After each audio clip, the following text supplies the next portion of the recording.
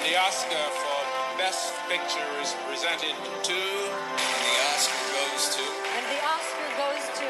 And the Oscar goes to... And the Oscar goes to... And the Oscar goes... And the Oscar goes... And the Oscar goes to... Welcome back to The Better Half. I'm Bradley J. Halverson, and here with me, blessed be her bounty, it's Carly Corio. Hi, Carly. Hi, Bradley. It's very nice to see you again. The mutiny on the Bradley. I was either going to say that line or I was going to say, and I'll never mutiny against her, but... You really won't. You really wouldn't. We'll talk about this, but, this has to be the, most famous mutiny. It's got to be on the Mount Rushmore of mutinies. Of mutinies. Definitely top 4. It may be the only one. Yeah, it's... Because it's the only one I know It could be the of. only head on that mountain, that's for sure. But, a pretty big mutiny. They've made lots of movies about it, but I can't wait to get into it. Yeah, me too. But Carly, how are you? Are you staying cool in these summer days? Yeah, I am. I am staying very cool now. We've just had beautiful weather lately, and I am just a lover of good weather. I love to sit outside. You know me, Brad. And I mean, the past 10 days, it's been dry and 75 every day. That is my paradise. That is my Tahiti, you know? Yeah, I really enjoyed looking at it from the inside behind your curtains. Through the windows. It's looked really nice out there. But you're right, absolutely gorgeous weather. Yeah. And I know you're thriving, levitating. You would kill it on the beaches of Tahiti. Oh my God, totally. When everyone was there running around in the water, yeah, I would totally stay and change your name to Tahani. Yeah, exactly. So yeah, I'm doing very well. This is kind of my time of year, you know? Yeah, for but sure. What about you, Brad? Yeah, I mean, I can't say I'm a summer guy. I burn easily in the summer. I like weather that keeps me inside, you know? You're indoorsy. I'm indoorsy. No, it has been nice just because, I mean, the winter was so bad this past winter, and then I feel like the warm days we have been getting came with a lot of storms and rain and all of that. So this truly has just been a nice stretch of warm weather, and not even I can really complain about what's going on here. And that's growth. That's right. That, listeners, is called growth. All right. Well, after tackling both Godfathers, Carly, we needed a little vacation. We needed a set sail. We needed a nice film. We needed a nice boat ride into the horizon that felt like it never stopped, and you might have died, but you also could have gotten to paradise. We needed this. We are here today to talk about Mutiny on the Bounty from 1935. This was directed by Frank Lloyd. It won Outstanding Production at the 8th Academy Awards, which took place on March 5th, 1936. That's literally all it won. And I couldn't find... I read that so many times That's online, it. but... You do your thing. Yeah, and... Now you. Okay, now you go. Okay, I'm so sorry. So this is a 1935 film based on the famous 18th century historical event and popular adventure novel in which the crew of the HMS Bounty revolt against their tyrannical captain, William Bligh, casting him and loyalists adrift in an open boat. Lev, a few things to set up here. You're right. This is based on an adaptation, based on a real-life historical event that took place in the 1700s, the 18th century. It's a movie based on a book, based on a real-life story. Based on a story, based on a real-life story. In terms of Best Picture winners, I think this is the oldest time setting we've gone back to, the 1700s. That's a good point. So, and this was directed by Frank Lloyd. If that name is familiar, it's because we've already tackled one of his films. Carly's favorite Best Picture winner thus far, Cavalcade. Oh, did I love Cavalcade? I did love Cavalcade, and it didn't get the respect it deserves. But that's okay. We'll have that fight later. I just can't believe it's an F tier. No, deservedly so, an F tier. So... Okay, Brad. And so Frank Lloyd, Cavalcade was about 2 years before Mutiny on the Bounty. Frank Lloyd is going to have a bit more success here with Mutiny on the Bounty. I mean, of course, Cavalcade winning Best Picture is success, but I would say Mutiny on the Bounty a little bit more warmly received in both past and modern times. And really quick, can I say, this is the 8th ever Academy Awards. Mm-hmm. In the past, of the 8, his pictures won 2. He's batting 250 right now. That's pretty good. Frank Lloyd, good work. I actually don't have much to talk more than what I shared in our Cavalcade episode, but I mean, he is one of the founding members of the Academy. He really was one of these legendary Hollywood filmmakers. And it's interesting to view this movie in the lens of Cavalcade, because we know Cavalcade, took us through 30 years of historical events and British people, and and we kind of get some of that here. Of course, Frank Lloyd returning to go over, now a singular sort of historical event. But yeah, I think Frank Lloyd has already proven himself to be the appropriate director for a story like this. And so he's back, baby. And the wheel looked out for us, because we've already covered Cavalcade, and this will be the last time, really, we talk about a Frank Lloyd picture in the Best Picture winner category. So, Mutiny on the Bounty stars Clark Gable. This is, I feel like, a name that I know, but I don't really know who that is. Yeah. A cutie patootie. We'll just get that out of the way. Oh my God, Brad, this whole time I'm like, this movie is for the gays. I'm already calling it. I just know Clark Gable. I thought you might have a little something for Byam. I just know we're going to get into it. But, oh, come on. But what about the Byam Christian relationship? Yeah, they're gay for sure. Yeah, for sure. Okay. We'll get into it. Well, we'll talk about Tahiti when we get there. So. Carly, anything else to set up before we dive in? No, I don't think so. Before we let's get into it. Yeah, let's set sail. Let's have someone come into a bar and forcibly put us on a boat for 2 years. 2 years. Unbelievable. Yeah. If you're wondering, what the heck are you guys talking about? What is this mutiny? What is this bounty? What are we talking about? The movie starts with this opening scroll that literally just tells you exactly what this journey is. So the bounty we're referring to is the HMS Bounty, a real life ship.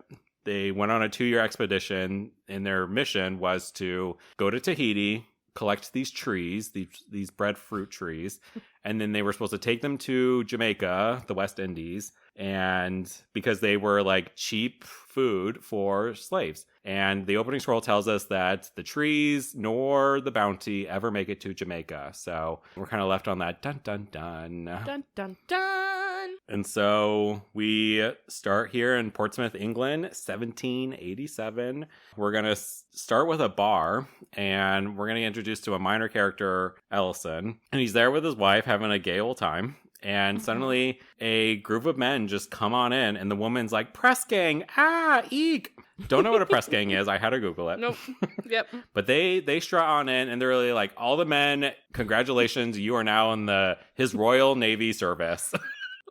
From what it seems like, these military leaders pick a bar and just force everybody in the bar to join their fleet. Yes. That's literally what they do. Yeah, and you have no say. The woman. Right. And of course, we're talking about the director of Cavalcade. So, we have a fretting woman here who's like, no, please. You can't take my man. For how long?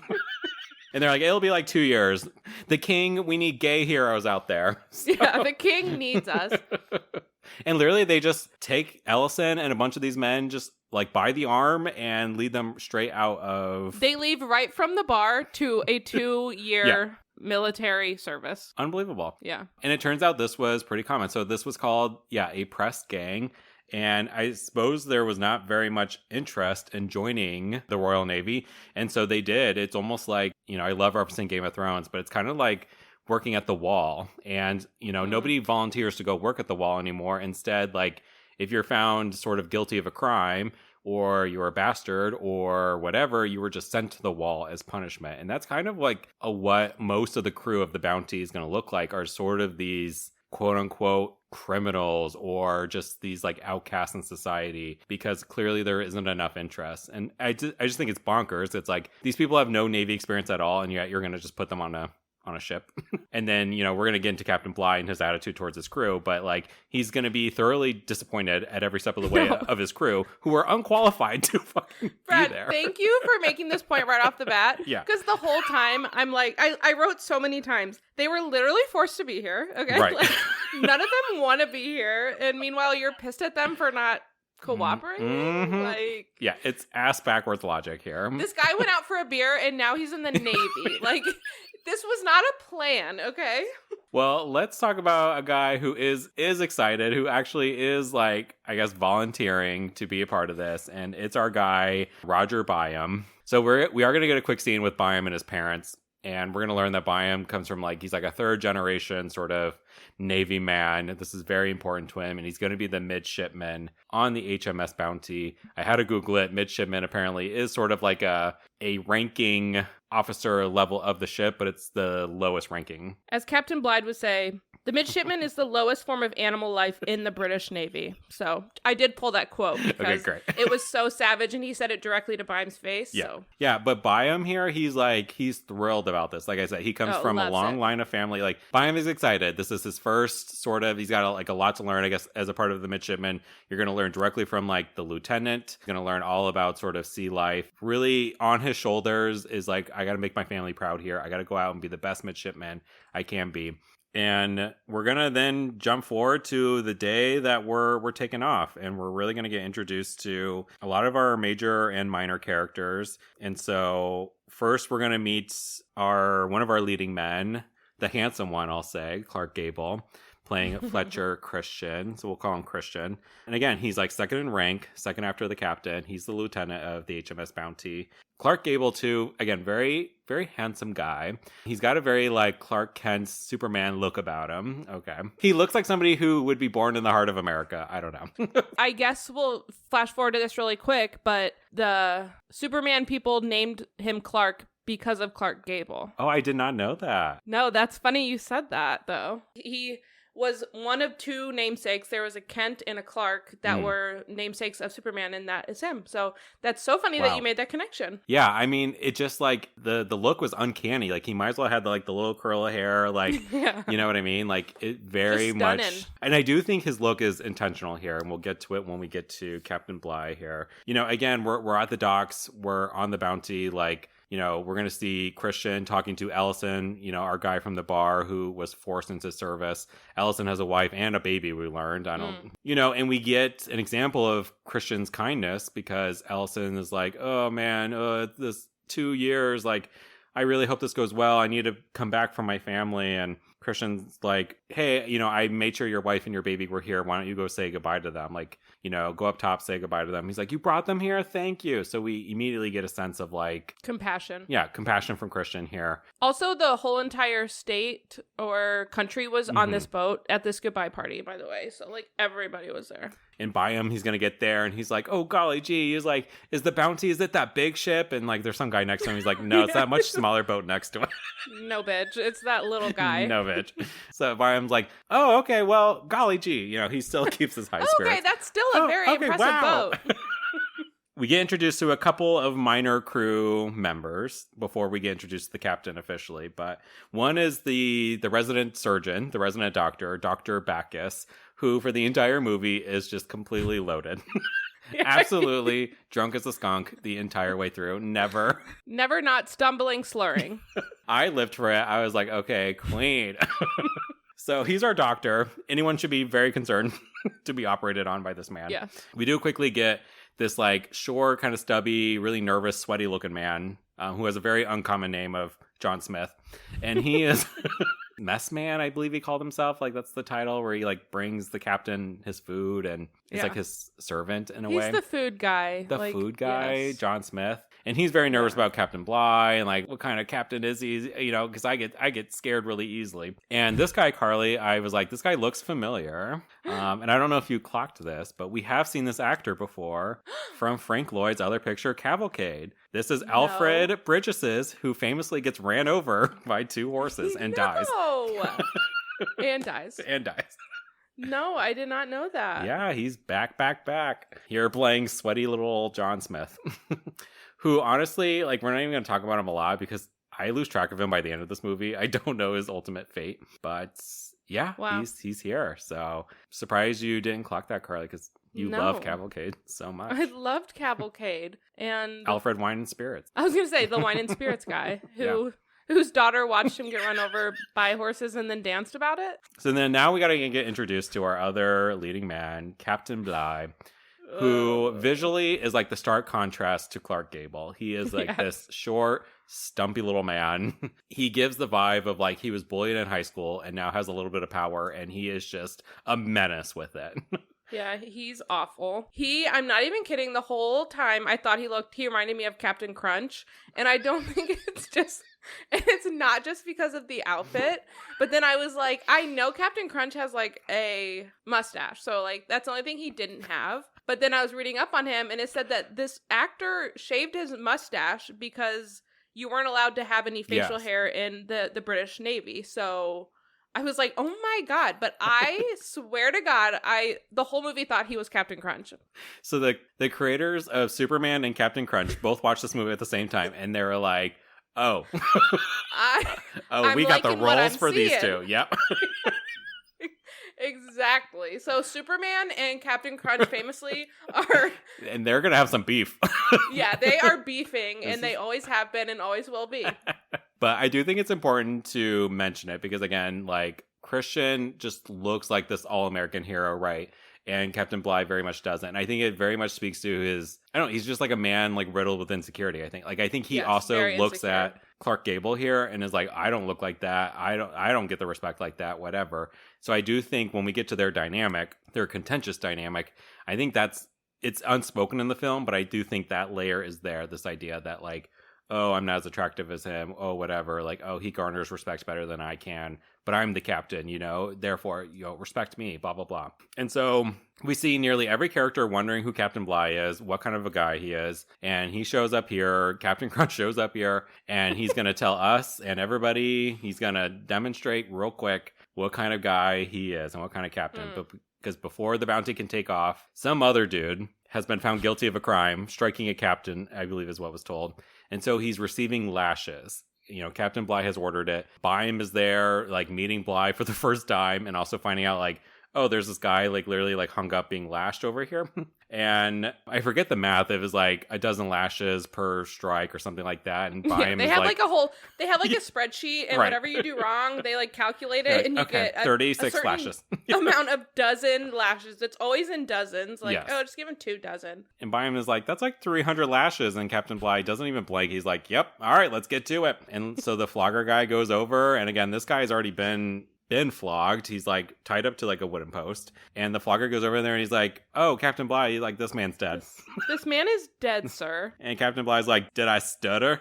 Yeah, exactly. Do we not do the lashings? And Captain no Bligh need. says, certainly not. We proceed with punishment. Yeah. It was, like you said, it was the perfect setup to what this guy's deal is. Right. And like the entire crew of the bounty, I get anyone from the docks like is watching this, like. And so, yeah, the flogger continues literally, like, lashing this corpse. And this man's, like, hung up by his, like, wrists, like, tied to this, like, pole, hung up by his wrist, completely limp because he's dead. And they just do this, and you just see the whole crew watching and just, like, stunned. And then Byam, I think, faints. Byam faints, yeah. I mean, like, talk about day one on the job. Right. So, yeah, we kind of cut away, and then, the bounty majestically sails off for their 2-year journey heading to Tahiti. And they literally got to go around Africa. You can, like, Google the bounty's trek path, and it isn't very long. I mean, I think it took them like almost a year to like get there. And the movie does provide a nice visual like map, and we get to see where they're at and where they're heading. So we do get like a boat montage, them lifting up the sail. I mean, we're talking like, this is like a Pirates of the Caribbean type of boat here. Okay, this is the Black Pearl, basically. And so big mast, right? Big flowing sails, all the guys there. But we also are getting like quick visuals of like men getting flogged, men being like, work harder. Like, and we should also mention too, like the crew's already like kind of grumbling about the size of this boat. And we're going to get this like scene between Christian and Bligh. Really the first one that they have between the two of them. And it really sets up their dynamic. But Christian is like, hey, like just one man's opinion, but you might want to treat the crew nice. He's like, we don't have a lot of supplies. Rations are already pretty meager. And, you don't want to like, you don't want to punish hungry men. It will turn them, into animals. They're already on edge, I think he said. Yeah. And Bligh's like, I don't give a damn what you think. Okay. I don't care if you're over 6 foot and you're hot as fuck, and I'm not. You're not the mascot of a famous cereal brand. I am. But he literally does say, like, I don't care what you think. And he was like, flogging is necessary. And he brings up the fact that all these people come from, like, low lives, they're criminals, whatever. Like, he views them as inferior. And he's going to treat them as such. And he's very casual about punishment, and he thinks it's necessary. Like, he thinks it's actually necessary to control them with fear, and he does say that too. Yeah. And Christian's like, I don't know, man. I just disagree. Agree to disagree. Captain Bligh, he's trying so desperately to be an our Mount Rushmore of Best Picture winner villains, but I don't think he makes it. I don't think so either. I think it's fitting that he just misses out on the Mount Rushmore. Like, it would really chap his khakis to not make it. You're so right. He would be so pissed to not be one of the worst people we've ever met. He's such a pick-me villain. Like, he really it. And honestly, like, I think he kind of is a hero in the end, but we'll get to that. Okay, yeah. I mean, something that should be noted too, like, he has years of experience in the Navy. Like, he is not inexperienced, but he really, like, as a captain though, he doesn't lift a finger at all. Like, he's just about sort of doling out punishments, but we rarely see him in action. But yeah, put a pin in that for now. But we're going to spend some time with Christian here. Again, we're fully established out on the sea. We're heading towards Tahiti. And part of Christian's duties is to train the midshipmen. You know, they like call it literally midshipman school or whatever. I don't know if this is actually like formal or whatever, or Christian was just sort of delegated to do this. But there's 3 midshipmen. Of course, Byam is there and the most excited, whatever. And then there's like a Whitney and a Courtney midshipmen. Who are just there to be Winnie. like fucking mean ass girls. And during one of their lessons, you know, Byam, of course, is showing a lot of aptitude for the sea and for understanding whatever. And this causes the other 2, you know, the Whitney and Courtney, to get a little pissed. And this leads to like one of them striking Byam, like hitting him. Like, they're up on the deck at this point. And Courtney like strikes Byam, and it gets a little heated. And of course, this is where Captain Bligh shows up out of nowhere. Yeah. And was like, Byam, did you do that? He immediately puts the blame. And Courtney, who actually hit him, is like, yeah, it was Byam. Oh. And so Captain Bligh's like, okay, Byam, you're punished. I punished thee. I punished thee. Please climb up this mast. Like, climb up the, you know, the big pole in the center. Yeah, the thing with the flags. And he said, don't come down until I tell you to. Mm-hmm. And Byam is like, okay. Like, takes it on the chin. Like, he does it. Like, he doesn't actually, like, refute the fact that, like, he's being falsely sort of punished here. Again, I think he has his, like, whole family lineage sort of riding on this. And he's like, this is the life of a midshipman. Okay, my captain just gave me an order. So he does. He has to climb up there and just stay there. And we suddenly, like, cut to nighttime and, like, full maelstrom.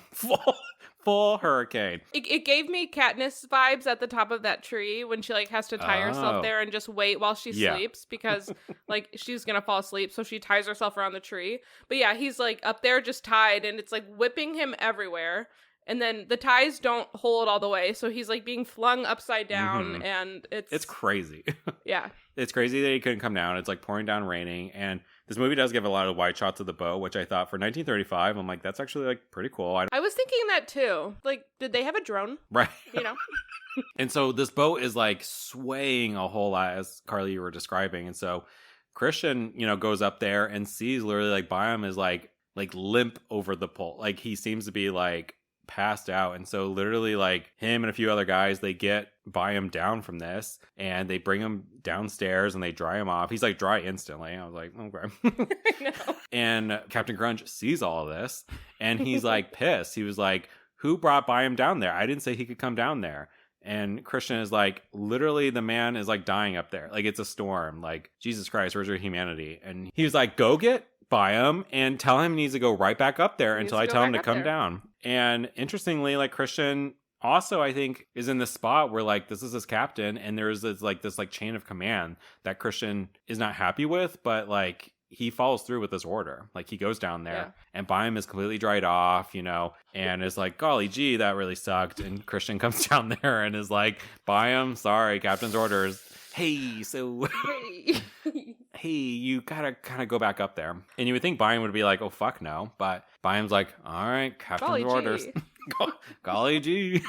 So he does. I mean, I don't even know at what point he gets to come back down. No, they never really close the loop on this punishment, but he does come down eventually. I think this is important. Again, it continues to reinforce, and we're going to hit this beat a lot with Captain Crunch here of like his awfulness, but I think it's important for Byam's character and the fact that he is willing to do, he's not rocking the boat, but yeah, he's really taking his duties seriously here. And Christian also, while he's unhappy, he's voicing his unhappiness to the captain. He still follows through on orders, at least at this point in the movie. So, and from here, we're going to like enter like a bit of a punishment montage. Like we're literally going to just, again, we're going to get some interstitials, if you will, of like the map and like what position the bounty is at. But we're going to see different men being flogged, questioned. One guy gets tied up, literally thrown overboard and like dragged along under the boat. And when he's brought back up, he's dead, of course.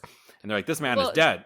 With this guy, he was like saying he wanted more water. Like, oh my God, they're all having to ration. And they like, there was like this argument. And then the captain comes up and he's like, what's going on? He's like, this guy's out of water. He's like, you want water? I'll give you water. And then he's like, keel haul or whatever it's called. And so they tie him to a rope and they showed the fakest visual. It was actually scary. It looked like a voodoo doll. Like it was like the fakest like guy. You could just tell they did this like stupid underwater like shot of a guy made of yarn like underwater. A dummy, yes. Yes, it was so fake. But again, 1935. I'm proud of them for doing a movie at all. And then I was reading up on this keel haul thing, and it was a real thing. They said, like, rarely, if ever, do people survive it. So it was basically the kiss of death. And I'll say, too, this movie wasn't known for its complete historical accuracy. Right. And apparently Captain Bligh, like, never did this on the actual bounty. But the movie's really trying to demonstrate a point here that Captain Crunch equal bad, you know? And this is an example of it. So, yeah, things are not good. And again, we're getting a lot of, in this montage, too, like, again, just little small clips about the food, the ration, the water, like you said, Carly. Like, tensions are brewing here. And we're going to get this scene during the daytime. All the crew are shirtless, so I did write that down. I knew you would love this. A lot of shirtless seamen in this movie. And they said seamen so much. Another point it's for the gay column, so...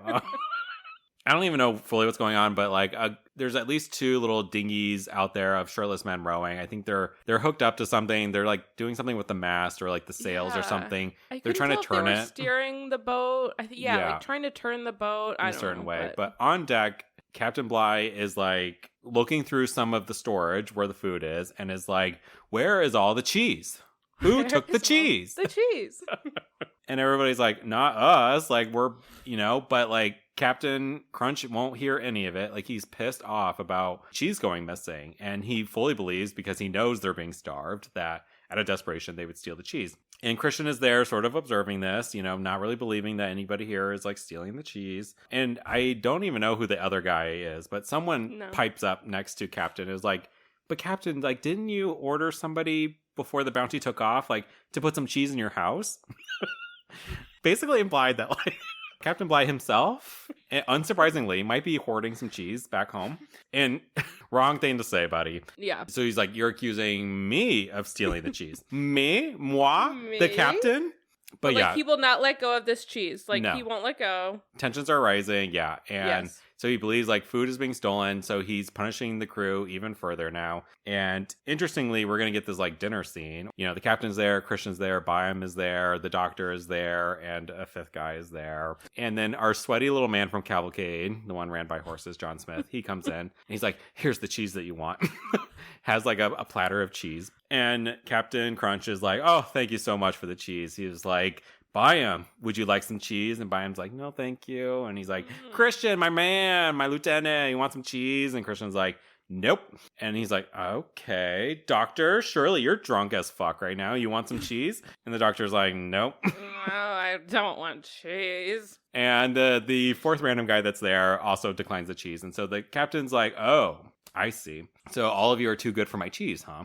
And again, I think this is all like hinting and implying that like the captain, I think, is hoarding food for himself, but he's also like overindulgent. Like, they were already eating by the time this cheese arrived, and he's offended that they would decline the cheese because, of course, he himself wants to eat the cheese. But the reason that Christian and them are declining is because they know just outside this room there's a bunch of starving men out there, Right. who would want to eat this cheese. And so it's an uncomfortability of like overindulging on meager supplies anyways. At one point, somebody says, like, makes a note that the captain has like gained weight since being on the boat. Like, we're all starving and that guy keeps getting bigger kind of thing. So it is like, obviously there's a group of men who are starting to notice and take offense. Captain Bligh ain't missing no meals, and it's obvious. And the crew's noticing, and he literally like sends like Byam and Christian out of the room. Like Christian is like starting to like pipe up again. Like he's starting to like give it back to Bligh a little bit of like, this is wrong. These men are starving. So tensions are also rising between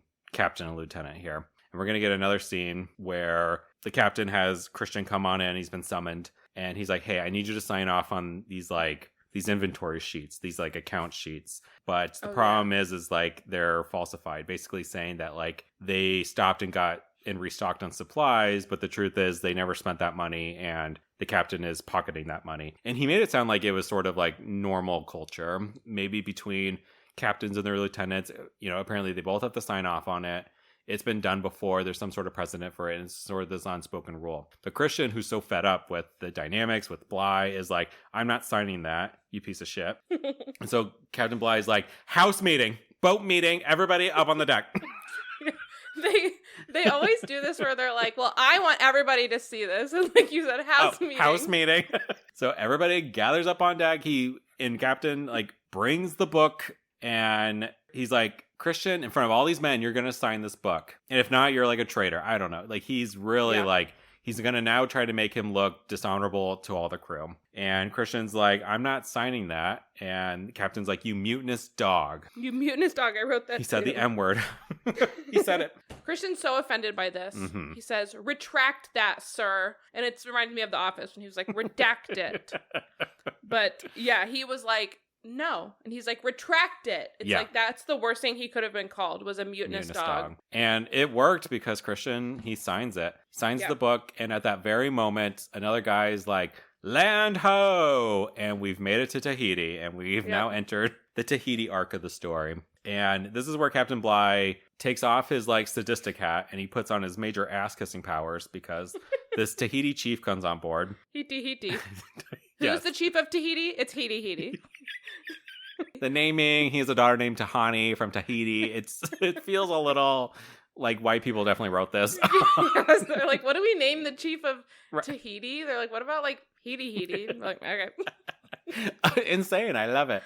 Insane. I love it. Speaking of white people, it's very obvious, even in this black and white movie, that all these Tahiti people are played by white Americans. At least the ones with speaking parts. There's like a few in the background, but they definitely did not use a lot of Polynesian individuals for this film. But, you know, Captain Bligh, like in speaking with the chief, is like, oh my God, like here's the gifts from the king, and oh wow, like again, turns into a major ass kisser. But yeah, it's sort of like a cruise, and like it's time to like stop in Tahiti for a few days and come off the boat and like have fun on the beach or whatever. So we're going to see Byam been tasked with like creating a dictionary with the Tahitian language. So we see him doing that a lot. So he meets the chief's daughter, Tahani, and it's like love at first sight between Byam and Tahani, the hard eyes. And Captain Bligh, though, still being an asshole, won't let Christian off the boat, at least initially. Yes. He's like, somebody needs to keep this boat in order. So Christian, I'm going to make you do it. And I'm going to randomly pick someone, you, Christian.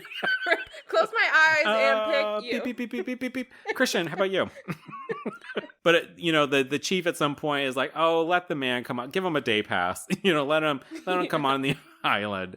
And we never see Captain Crunch ever on the actual land of Tahiti, I feel like. So a little bit I can relate. You know, I think I also would like stay on the boat and stay inside. As they like pull up to the island and they like are stopping. Yeah. Like all these Tahitian people are like running toward the boat. Yes, it's like they're so excited. Like, it was like a party when they got there. Like I don't know if Tahiti knew they were coming. It seemed like they did somehow.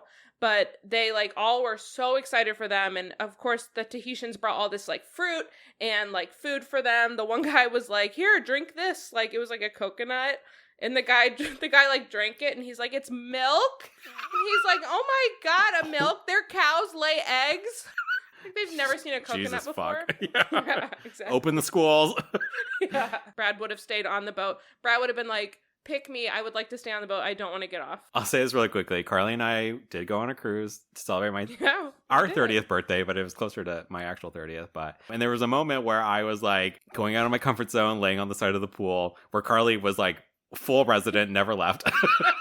I just was like in a chair by the pool, and there was these drunk ladies who emerged out of nowhere and was like, beep, beep, beep, beep, beep. You came over and they're like, get in the pool. Like, and we're ripping my shirt off of me. Carly disappeared. She gone girled from the boat. Gone. The one moment I needed her. A big thing is like, I was tell Brad, like, nobody's paying attention nobody to cares. you. Like, nobody cares what anyone's doing. Just go relax and like do your thing. And then these drunk ladies like targeted Brad. It was so funny. But you're right, Carly. Clearly, this is not the first English ship to here. There is some sort of relationship here. I doubt that they know when boats are arriving, but I think when they do, they know immediately and recognize, like, there's a relationship here. And yeah, there's an exchange of goods and gifts. And they're there collecting these trees. So we are going to see, you know, these trees are going to get brought aboard the Bounty. We're going to see Captain Bligh also be like, and we're going to cut the crew their water rations because these trees need the water. These trees need water. And I actually looked it up. They were in Tahiti for 5 months, which I was like, wow. I mean, 1,000 trees, like, it's a lot of trees. Yeah. And I, like, just based on, like, kind of the character arcs we get in the short time they're there, I was like, I wonder how long the actual boat was there in the real story. So they were there for 5 months. Passage of time is not very clear to me. Like, I imagine this was already, like, 1 year into the whole journey. But yeah, it definitely seemed like Byam picked up on the language really quickly and was working on that dictionary. Like, but from what we saw on screen, I felt like really we saw like 1 day because we get like the chief, forces Captain to let Christian off the boat. So he has like a day. And then there's another Tahiti woman, Mamiti, who, you know, is definitely just a white woman named Jessica, but she's there and it's like love eyes. Like, yeah, they immediately were like, oh, hot person. I'm hot, you're hot, and suddenly it's not Tahiti, it's Love Island, and we have like a couple's date. It's like Byam and Tahani. A new bombshell. Christian and Mamiti there, and I was like, this is the time that we see Clark Gable shirtless. Do not do a GG on us and go into that ocean fully clothed, and I will be fucking pissed. But listeners, we get the shirtless Clark Gable. We get it. So they do that. The 4 of them, they're having a gay old time, having a nice little foursome. They're like jumping in the water, swimming after each other. It's very cute, I guess, whatever straight people do. And yeah, and then at some point we find out the captain, though, has ordered Christian back onto the ship, but Christian defies that order, and it's been a little bit more time with Mamiti, and they make out, they kiss. He's like promising her, I'm gonna come back here. I'll come back.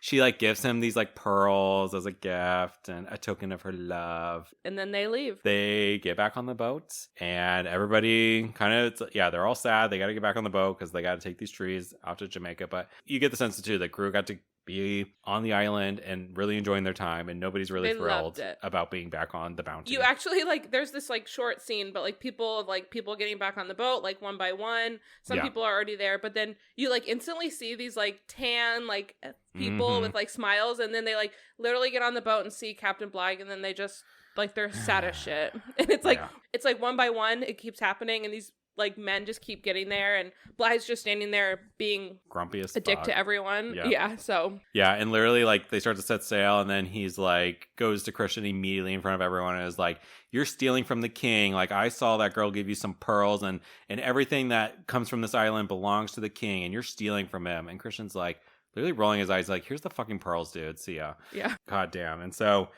things begin again, and this time with less water for the crew. And at some point, as they're back up on the open water, like, again, the captain's calling for a big house meeting, everybody up on the deck. And the only one not up there is the doctor. And he's like, where's the doctor? And they're like, he's unfit for duty. He's like super sick. Captain's like hand waving that away. He's like, yeah, he's sick. He's drunk all the time. I want him up here. Somebody go get him.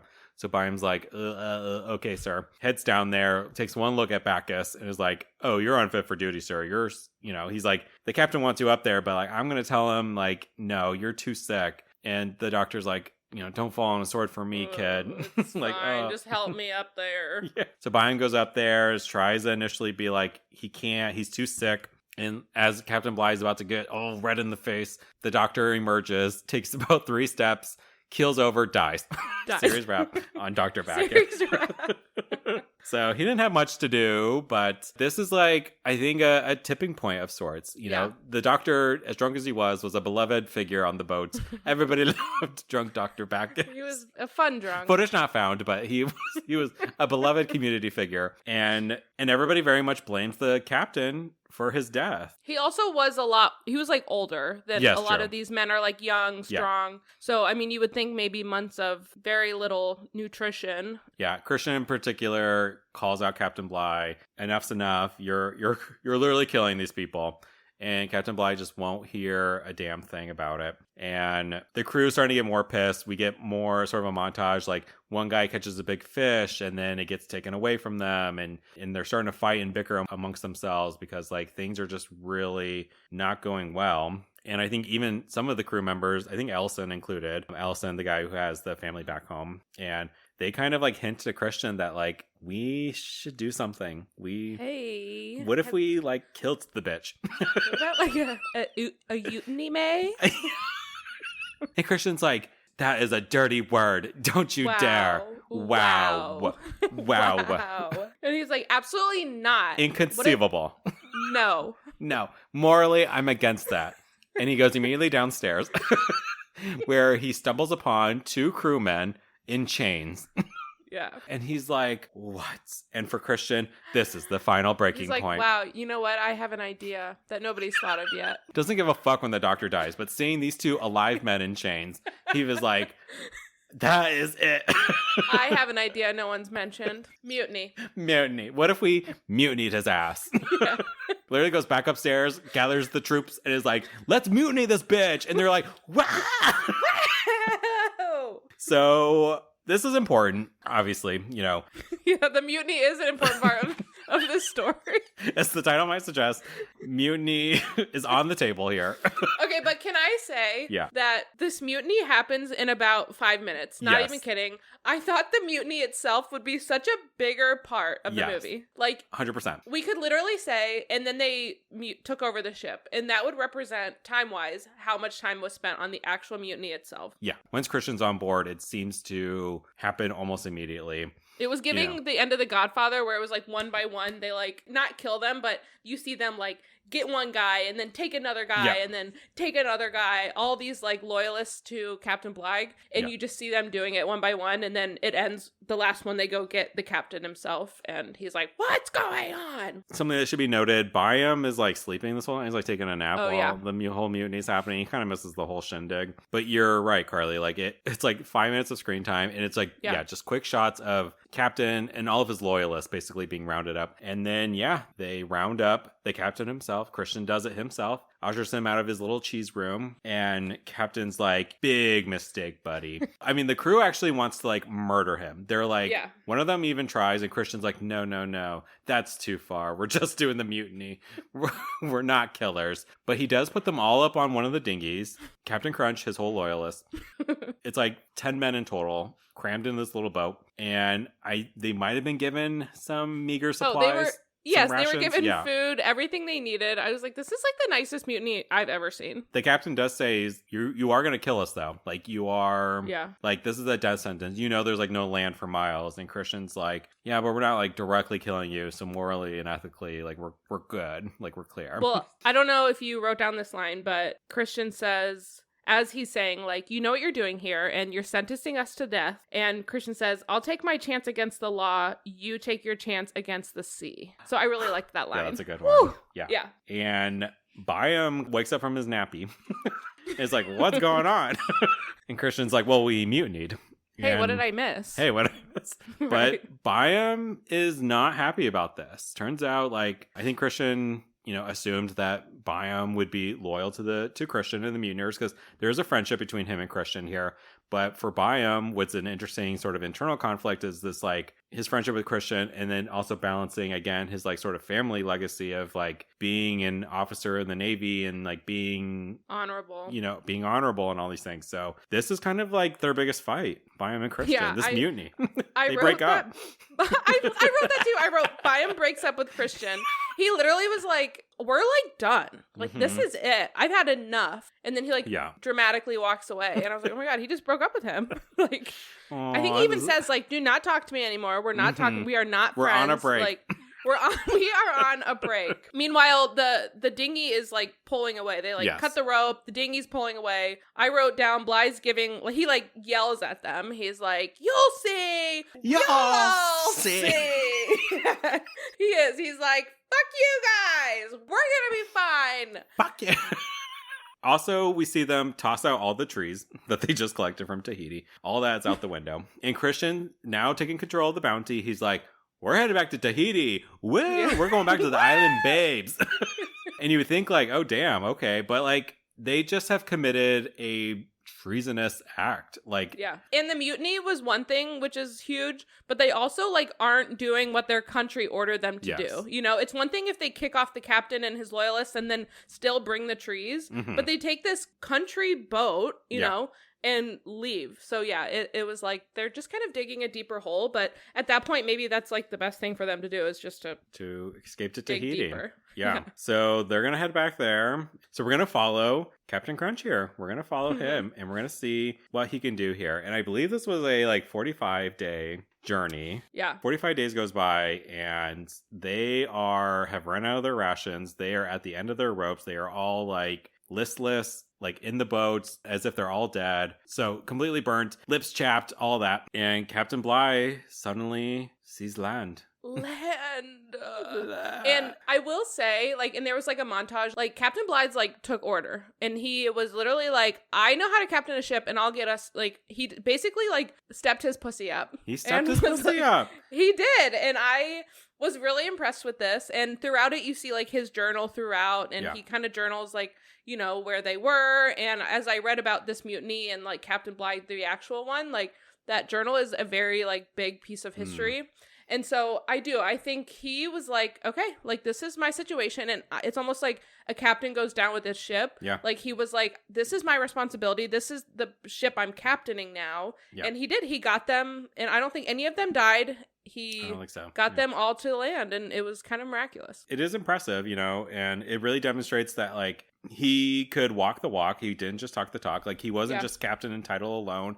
He really did earn that position. And any other lesser captain would have failed and they would have truly died. But it was due to Bligh's like strength, perseverance, and he's probably fueled by this like anger and this desire, right, to survive and get back at Christian. So that's probably at play here too. But yeah, it's incredible that they changed their circumstances. Yeah. He says as he sees the land, he like looks at everyone and he says, "Gentlemen, we've beaten the sea itself." And I really liked that line too. Yeah. And I don't know, it's not that I like love Captain Bligh, but I think you're starting to sound like a Captain Crunch loyalist. I know, but I think he's really impressive and I read a lot more on him and this movie like villainizes him and he's from a what clear I've read, villain. From what I've read though, like in real life, he wasn't really a villain. I'm sure he wasn't nice on this boat, and that's a whole other story. And I'm not saying the mutiny was uncalled for, but in terms of the film version, the mutiny was absolutely necessary. But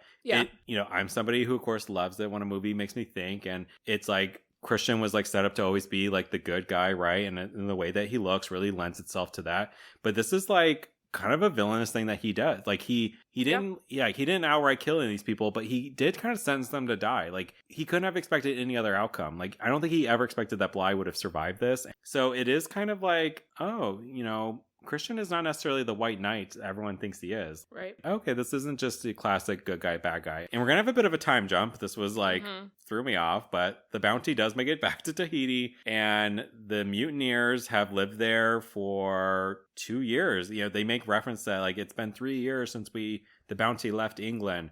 And we know it's supposed to be a 2-year journey, right? So at least 1 year later than they were meant to be has been spent on this island. And that's very evident because Christian is with this island babe and she's had a full-on fucking child. Like there's a baby. Whole child. A whole child. The Wikipedia said like months later had passed and I'm like, months later? And like there's a whole ass baby here now. And until they said that about 3 years or whatever, I was like, did she get pregnant before they left? Was he the father that stepped up or is he the father? Is he the father or the father that stepped up? But no, I'm like, he could have, like, she could have gotten pregnant before they left originally. Oh, I see, yes. We saw them kissing. Maybe they did fuck when he was initially there. I did write, Christian defies orders to go back to ship so he can do my meaty. So yeah, the men have been living there, and it's interesting. So Byam, you know, he's like married to Tahani. We learned that. Yeah. But there's still this question of like, can we go home? They know that if they go home at this point, their mutiny is obvious, even if assuming they believe Captain Bligh and them have died, right? And there's nobody to sort of confirm what actually happened on the bounty. They didn't return home like they were supposed to. It's pretty obvious if they were to return home. They defied orders in some way. Yes, right. And, for Byam, like, he's got his parents, his fretting mother to go back to, like, and Allison is there, right? He's got a wife and child. And this gets interrupted by a new ship arriving. The Black Pearl 2 arrives. And it's an English ship. They know it. It's the Pandora, I believe it's called. Yeah. Appropriately so. The Pandora's box. Like, surprise, bitch. Yeah. So Christian is immediately activated. He's like, oh shit, we gotta go. We gotta get on the bounty and we need to go find some uninhabited island. There's a ton of islands around here. We'll just find one and that's our new home. Right. No, I also like him I'm sure you're getting this, but by the time the Pandora gets there, like, Christian's gone. But I'm like, you know how long it fucking takes to get a boat, like, ready and out of there? Like, Oh, right, yeah. And by the time, like, the Pandora's there, they're like, where is everybody? They skedaddled fast. We'll put it that way. This was quick. And so, yeah, it's like mobilization, like people, like both mutineers, most of them are getting on the bounty. And then some Tahiti locals are also going to join them on this adventure and stuff. But then we learned that, like, Allison's first to kind of be like, I'm gonna go on the Pandora. I'm gonna go home. Like, I have a wife and child. Like, I need to. And they're like, you'll be executed. And he's like, I have to roll that dice. Yeah. And so Christian's like, okay, well, bye. You were a side character anyways. Buy him. Let's go. And Byam's like, hey, buddy. And we should say they reconciled in this time, Christian and Byam. But sadly, Byam is also like, I'm going to go back to England. It's the right thing to do. My parents are there. Like, my laptop's there. My iPhone's there. Tahani will not be there. He's going to say goodbye to his island wife. And he's like, you'll always be my wife. And everybody else gets on the bounty and just hightails it. Tokyo drifts out of there. And so we see Byam get on there and he's like, oh, thank God. Like, take us back home. Take us to England. And out from the shadows, clunk, clunk, clunk. Crunch, crunch, crunch. Crunch, crunch, crunch. Takes the sailor hat off. And Captain Bligh's like, surprise, bitch. Surprise, bitch. And they say, Bligh? Bligh? They're like, oh, it's so good to see you. Bligh's like, put him in chains, put him downstairs. And where's that Christian Where's bitch? Christian? This went on a little long for me, the Pandora's journey back home, but they're unsuccessful in finding the bounty. I don't know how long they tried, but they do head back to England. They run into a bit of a kerfuffle, if you will. At some point, it seemed like the boat was taking on water. The Pandora might have crashed. I'm not really clear. It definitely was filling up with water, Titanic style, but... yeah. But they all got home. They got home to England, and now begins our court arc of the story, because our mutineers are on trial, and Captain Bligh, of course, is in the room. Make sure they get justice. Byam does give testimony. This council of old men, they hear it. They're like, okay, head on back out. We'll await your verdict, basically. Mm-hmm. And there's another guy there that's talking to Byam. I think like a family friend. I don't think it was his dad. I'm not sure. But he's like, when you go back in the room, watch the dirk. There'll be like a little knife on the table. If it's pointed away from you, that means you're innocent. But if it's pointed towards you, they found you guilty. And he walks in, and the dirk is pointed straight at him. And in front of everyone, Bligh's in the room as well. He tells everybody that Bligh is a sadistic little bitch. Yeah, all the mean things he did. All the mean things. The council hears this, but the verdict seems to be final. Ellison, too, our family man, is also going to be executed. He gets a quick moment of Byam just to say that he got to have a final moment to say goodbye to his wife and child. Very randomly, we're going to cut away. Mm-hmm. Where, again, like, this guy who's kind of helping Byam, like, is meeting with the king of England and is like, please spare Byam. He was like, since this mutiny has happened, we have made a lot of changes to the laws, to the maritime, rules and policies, and things are going to be better. Something like this is never going to happen again. And Byam being alive will be like an integral voice in making this transition happen, because he will be there to say, like, don't mutiny. It's a bad idea, you guys. He's been through it. He's been through it, and him being spared. And this is successful, this pitch to the king. The king pardons Byam, kills the rest of the bitches, including Ellison. Yeah. But Byam gets to live, and he gets to continue being a midshipman and gets to be part of the Navy. And that is kind of Byam and Bligh's like end there. And we do check back in on the bounty. They find a uninhabited island, and it's their new home. And Christian's final act is to burn the motherfucking bounty. Well, the guy's like, Christian's like, all right, this is where we're going. It's like really choppy. It's surrounded by rocks. And they're like, well, where are we going to park the boat? we can't possibly pull the boat up to there. And he's like, we're not going to park it. We're going to burn it. He's like, we're going to pull it up close, get everything we need. And then he's like, yeah, we need to burn it. We can't have any evidence of where we are. Yeah. Anybody would notice that boat, so we're going to get rid of it. And they live on that island, and I hear it's still inhabited, and a lot of it's descendants of these mutineers and the Tahitian people that joined them there, which is kind of wild. So that is wild. That's the end. And this is the part where Carly will be like, no, Brad, there was actually 5 more minutes of the movie that was really sweet and beautiful. You missed this really and Al Pacino's really old part. on a bench somewhere in a park. No, that really, I think, was it. Yeah. It like fades. I think they just watched the boat burn, and that was it. Mutiny on the Bounty. Mutiny on the Bounty. I gotta say, I actually quite liked this more than I thought I would. Yeah. I thought it was refreshing to just have like a boat story. I don't. This might be the only. Well, I was gonna say the only Best Picture. Brad, I'm done with this fucking podcast. That's exactly what you're gonna say after we do the Titanic. Okay, so it's 1 out of 2 at least boat. This might be the only boat story that we have. The only compelling one. Unbelievable. So there's a 1960s version of Mutiny on the Bounty. That one was directed by Louis Milestone, who directed All Quiet on the Western Front.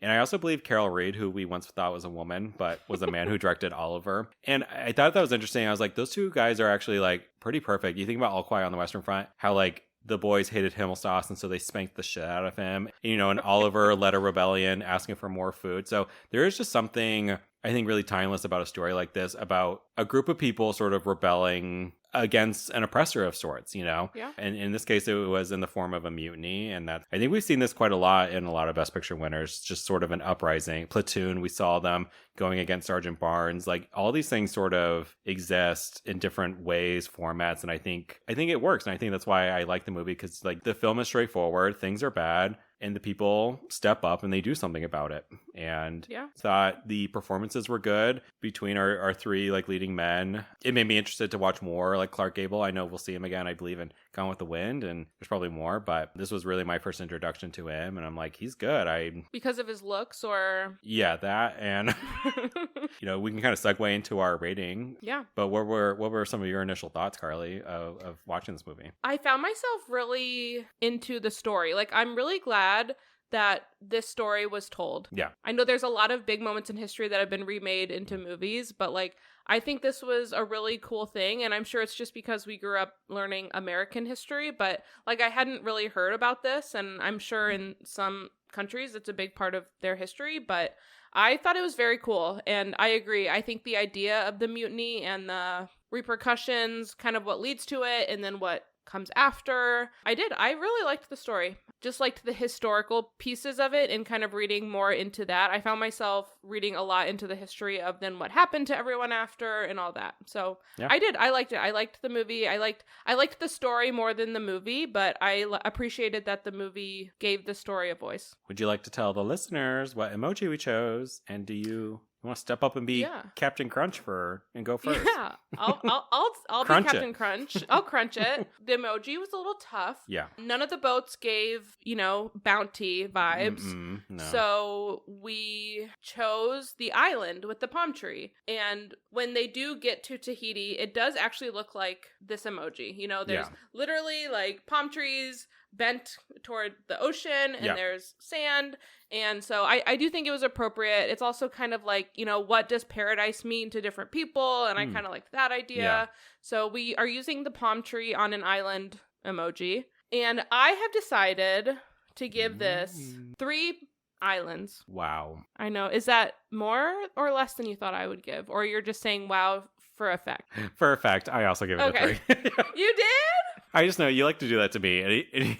Anything I say about the rating of the ranking, you're always having some reaction. I'm like, Carly, cut the shit. So I thought this was the perfect example of a movie that didn't gain an emoji and it didn't lose an emoji. It was just a good movie. Like I said, I think I really enjoyed kind of my research afterward and just reading more into the history of this event. But I think the movie was just a good movie. Yeah, my quibbles are that I think for the first time, before we even get to Tahiti, I think we just hit the same beat over and over again.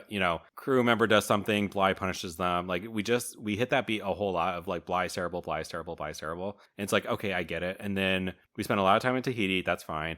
But then, and we talked about it, but the mutiny was just way too short. Like, this should have been the big climax of the film, the thing that we're building up to, and it felt like it was over so quick. And then I really felt like the remaining, well, I appreciated how Bligh survived and that part of it, but the whole Pandora's journey, like back home, like I started to feel like, okay, we're losing momentum here. Like those are my quibbles, and that's why I ultimately have it out of 3. I am dying to know, Brad.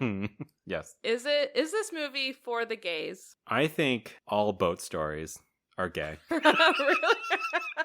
Titanic probably makes a good case for being straight, but I think all boat stories are for the gays. I'm not the first person to have this opinion. Like, it's definitely, I've seen this online. Like because sailors and seamen, gay, like seamen living in tight quarters, like it really, the fan fiction writes itself. But in the meantime, they're all shirtless, sweaty. Yeah. Biome and Christian. Like, I get that there's a male loneliness epidemic and we should celebrate male friendship, but they're pretty gay. And they were gay for each other. They were in a 100%. relationship. I also feel like Captain Bligh, like there's some internalized homophobia there. Like he's clearly attracted to Christian and he doesn't know what to do with it. So we never hear him talk about a wife. Like, he's married to the sea. Well, and do you know that the Captain Bligh actor is homosexual? I didn't. But I'll get into that, but I didn't know if you knew that. Instinctually, I did. You can sense these things sometimes. You did. You said that. So 100% for the gays. Carly, we're Jessica and Helen. Tahani, Mamiti. I think every boat movie is not for the girls. No, I will not agree with that because I know a boat movie that I know is for the girls, but this is the only because boat it's one, for though. everyone. But no, I mean, this movie wasn't for the girls. I think there just was nothing for us in this movie. I do think, there were some shirtless men, which we enjoy. There were a couple bulges in Tahiti that I did enjoy. Yeah. But I don't think there was any piece of this that was for the women, by the women, by me, for me, Women having a tough time being represented in Best Picture winners. Like, I feel like it's been a while since you've given a thumbs up. For sure. So where do we want to rank this, Brad? Yes, I do have a spot for it. I have a region. I can start. My eyes first drew to D tier. Oh, okay. And then I was like, but is it C tier? I look at our C movies, and I could see it being among those. I'll say for our listeners, the bottom of our C tier is All Quiet on the Western Front. The top of our D tier is All the King's Men. So I can see it falling between these two movies.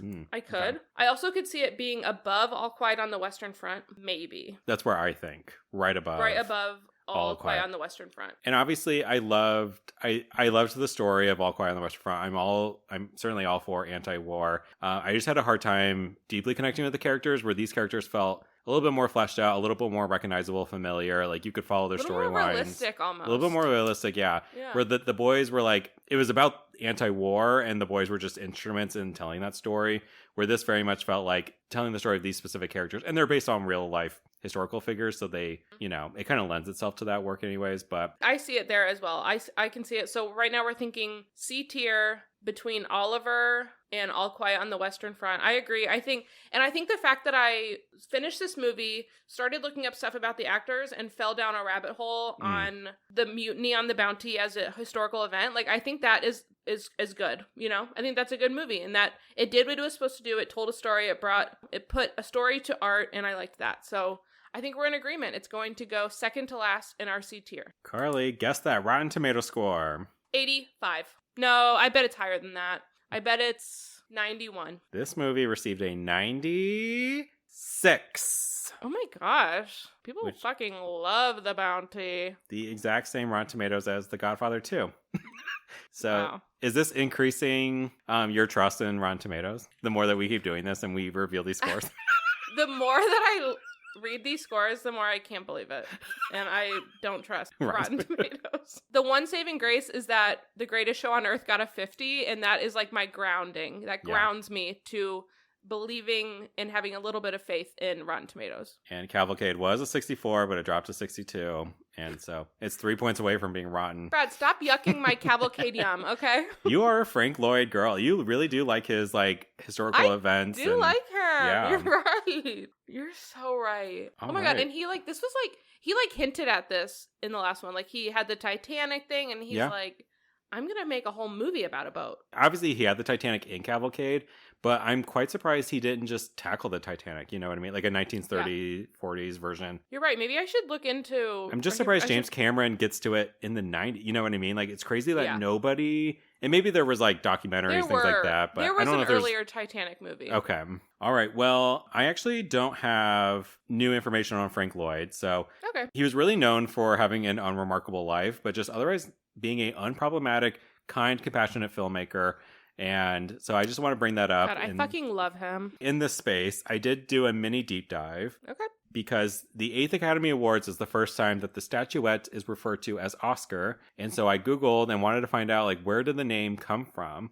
Yeah. And because I'm sure we've all had that question. Turns out the Oscar's name is a bit of a mystery. Nobody really knows. There's conflicting theories out there because several different people have claimed they came up with the name Oscar. So again, I just want to run through some of these theories quickly. Wow. I kind of hate that this isn't like... definitive, yeah. Yes, exactly. But I'm excited to hear the possibilities. I read like one NPR article where this like longtime executive director guy at the Academy responsible for a lot of archival stuff, he's the one sort of giving this interview and talking through all the theories. And he had a fourth one that he felt like was pretty positive is the theory, but it's still not substantiated. But some of the existing ones that are kind of debunked still out there. There was a gossip column guy, a journalist, his name is Sidney Skolsky, but he used the Oscars in his gossip column. And he claimed it was because like he just thought it was like poking fun at the pretentiousness of the Academy at the time, whatever. But this was sort of debunked because like the term Oscar had already appeared in other news publications before this. But Sidney, I randomly found out he did coin the term beefcake though. And so I just want to name that here on the podcast. You love him. You love beefcakes. We still use it. Apparently it's the male alternative to what they would call women back in the day, cheesecake. And this was like glamorous pinup girls. They were called cheesecakes back in the day. Beefcake really hung on and cheesecake completely fell off. Yeah. Just became a factory and disappeared. Yeah, desserts really took a hold on that one. So another theory, Betty Davis was like, oh, I came up with the name Oscar. I believe her. I named him after my husband, Herman Oscar Nelson Jr. She put it in her memoir and she took credit for it. She then later retracted and was like, no, never mind. I made that up. Guys, I'm just going to say I made that whole thing up. Guys, so silly. That's not true. There was a woman, Margaret Herrick. She was a librarian, a longtime executive director at the Academy. She claimed that she named it the Oscar after her uncle, but nobody can find any record of this uncle existing, this Uncle Oscar. And so this NPR guy, this executive director being interviewed, he was like, I believe I've cracked the case, and I do believe it was this woman. Her name was Eleanor Lilleberg, and she was like an office assistant at the Academy during this time. And he believes she had like a brother come forth or something like later in life and was like, no, it was her. Eleanor is the one that came up with it. There's no way to know the truth for real, but I believe it to be Eleanor. And I'll say this. The fact that it's still a mystery tells me that a woman came up with the Oscar name 1000%. What a good call out, Brad. A woman absolutely came up with the Oscar's name. And suddenly it's a big mystery and nobody can really knows the source of it. And it's like, because a woman came up with it. If a man had came up with the Oscar's name, he would have the credit. Yep. His face would be the Oscar statue. Yeah.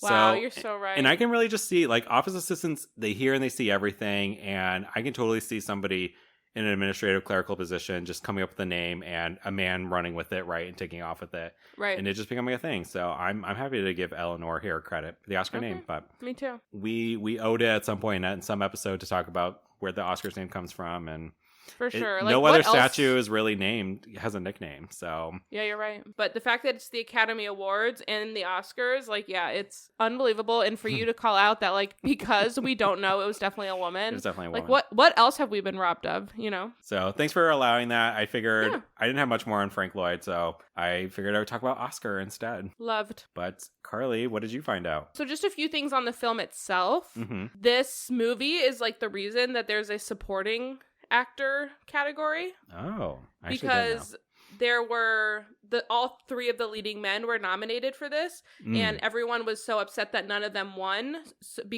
and it was believed that they split the votes between those three rather than it going to like the leading man. Yeah. And so after this, they installed the supporting actor category. So okay, I assume that's true because it was on the internet, but I just wanted to bring that up. So there was also a story about this film that basically they did film a lot of this like on an island somewhere, and when they took the boat back to land, I guess the way the film was stored, it got all damp and wet and ruined. So they had to go back. They reshot like 50% of this movie twice, which I thought was just wild and like is not something you even think of. But I also saw in this how many feet of film was taken for this film, and I started to look at like other old films and see like how many feet of film. Like it's a very big statistic, and again, it's just not something that we track anymore. Obviously, we track like megabytes of storage, but so that was a big thing. Captain Bligh, there were 3 mutinies against him in his career. Oh my God. Like, okay, is that not bizarre? So Right. So maybe Right. he was kind of a dick. Right.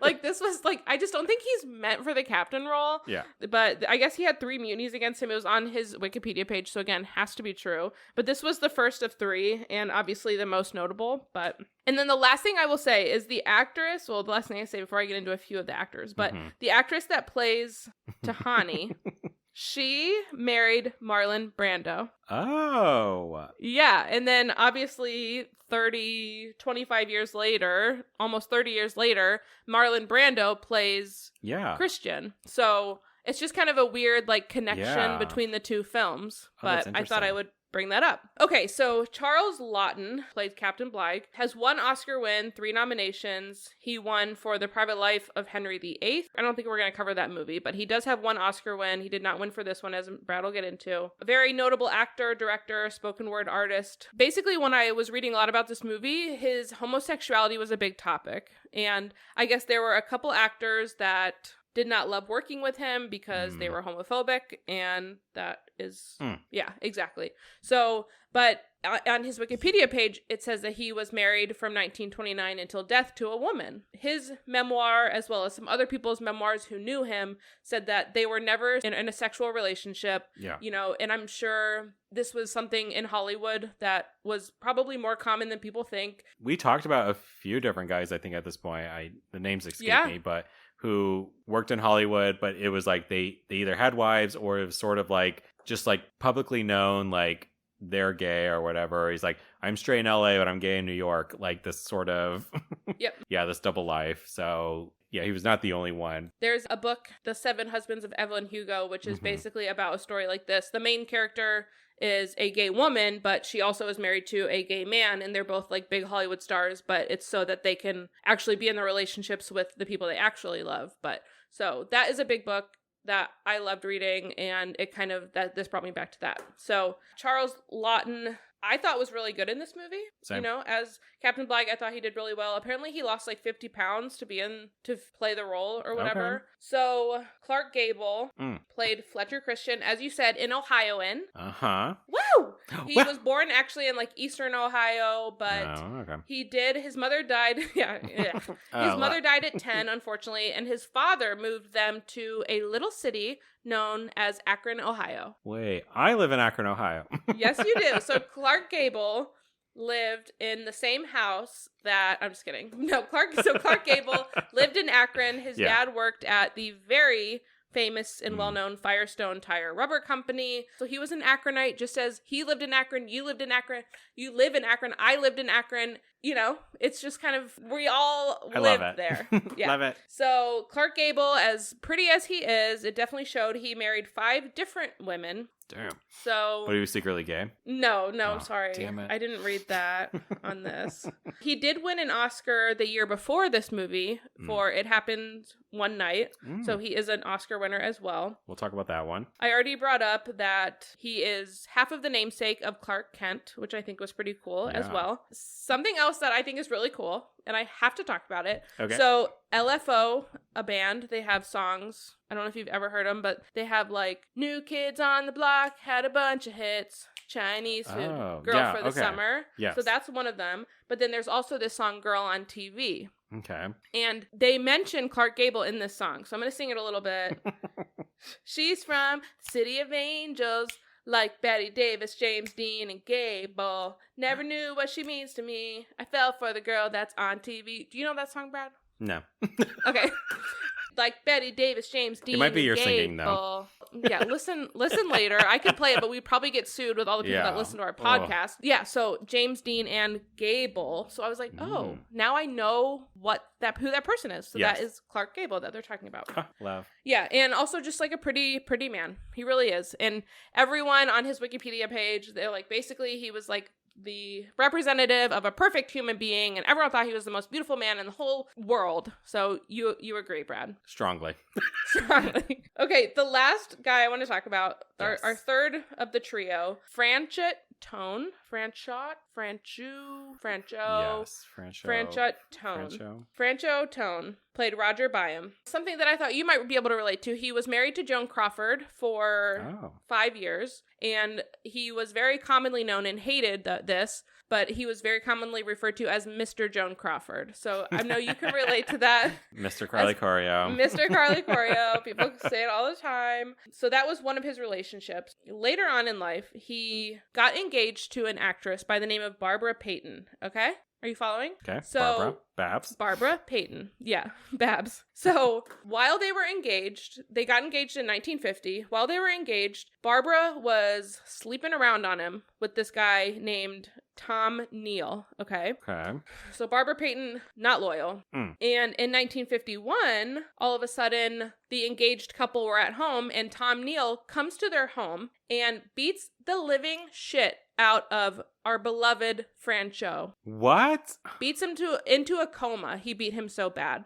I guess this Tom Neal guy had been a boxer before, but beat him to shit. He was in a coma. He broke his cheekbone, his nose, and he gave him a serious concussion, a TBI, everything. So he was in a coma for almost a full 24 hours. He did wake up. He did eventually recover. But this thing, and it was 1950s, right? So the news, there was TV, like people could spread the news. So this was like a big news story. And I guess it completely ruined the careers of both Francho and Tom Neal. Tom Neal was like a lesser known actor. So this happened, and this was like big, and it basically ended both of their careers. But you ask like, so what happened after, So our Babs was like, oh my God, I'm like totally gonna marry him still. Don't even worry about it. So they get married in 1951 and get divorced in 1953. And guess who she gets married to in 1953? Tom Neal. Son of a bitch. Son of a bitch. And I guess they aren't married for even a full year. But yeah, I just thought that was kind of a wild story. And like if you Google Francho Tone or Tom Neal, like the other person's name comes up. Kind of a serious rap on Francho Tone, although this was 15 years before all this happened, but I just had to bring that up. Wow. Yeah, that is absolutely wild. I'm glad he survived that, but me too. Jesus Christ, he didn't do anything wrong. I know, and that's the thing, like, I don't know, I just feel like Barbara had a little bit more of a part in it. Yeah. Where she's like, okay, we're going to be at my house and I'll leave the front door unlocked, babe, and just come in and like beat the shit out of him, okay? And then he like didn't finish the job. Twisted love story. Yeah. So that's all I have. Okay. Not much happened at the 8th Academy Awards, and that is okay because we have 12 films in the lesser half.